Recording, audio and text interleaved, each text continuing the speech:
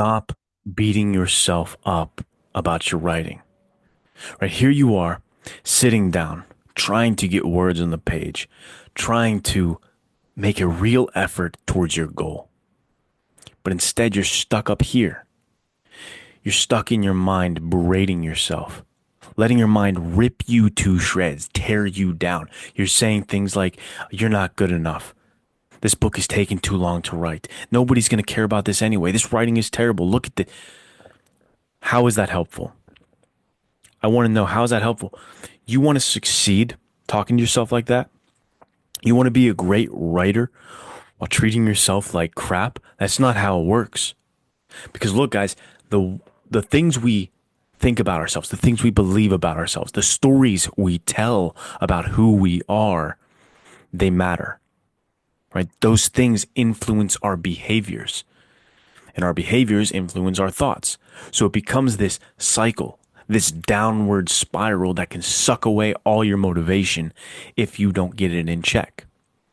So that's what we're going to talk about today, is the writer's mindset. Because the writer's mind, man, it is this labyrinth of different traps and pitfalls. I understand that. The writer's mind is this minefield of different self-sabotages. All right, that's the truth. And it's not just you, the one watching this video. You don't have the market cornered on fear and anxiety and lack of belief as a writer. We're all going through it. Every writer, from the guys at the very tippy top to the ones just starting out, man, they can identify with this. That voice in the back of their head saying, you're not doing enough. You are not good enough. I like to normalize that and tell writers, dude, this is just a part of it, with this story here, by a story from Louis L'Amour. So he's my favorite author of all time, and the guy wrote over 100 novels in his lifetime. Think about that. Over 100 novels. Like, I actually like count up to 100 right now. That's a huge accomplishment, writing 100 novels. Wow. So people would ask him, Louis, how do you write so much? You know what? That is an insane frequency. How are you doing that? How do you write so much? And you know what Louis L'Amour's answer was? Louis L'Amour's answer was so emblematic of exactly what we're talking about here. He would say, you're always asking me, how did I write so much? But I'm always asking myself, how did you write so little? I mean, think about that. The guy wrote over 100 novels, and he's saying, how could I write more? I wish I could write more. And I think that is just a proof positive right there that we, the writer ourselves, the person, we need to make the choice to turn down the dial on that voice, to ignore it a little bit. All right. If not ignore it, reframe it, change the damn conversation, because that voice is not going anywhere. You could wake up at 5 a.m., 4 a.m., 3 a.m., 2 a.m., do whatever you want, write 100 novels. It's not going to go away. That voice is still going to nag at you one way or another. It's going to tell you you're not good enough. You're not doing enough. So look, it's up to you to change the script, to flip things around, to reframe it, and to work with it. Because that voice, not going anywhere. It's just human nature. It's just a part of it. So let's talk about one proposed reframe I have. This is not a one-size-fits-all solution. I find myself saying that a lot because, look, these videos are just food for thought. They're not like prescriptions. They're not getting into your deep actual scenario in your life. I don't have all the answers. You do. You do. If you do enough self-exploration, you go to counseling, you talk to enough friends, you take enough time, you'll figure out what's right for you. But this is food for thought, and this is my one angle at this. This is one angle I have. And that is that the emotional weight of writing needs to be addressed and understood. And if this might make a whole lot more sense to you, why you're putting so much pressure on yourself, why you feel such a pressure.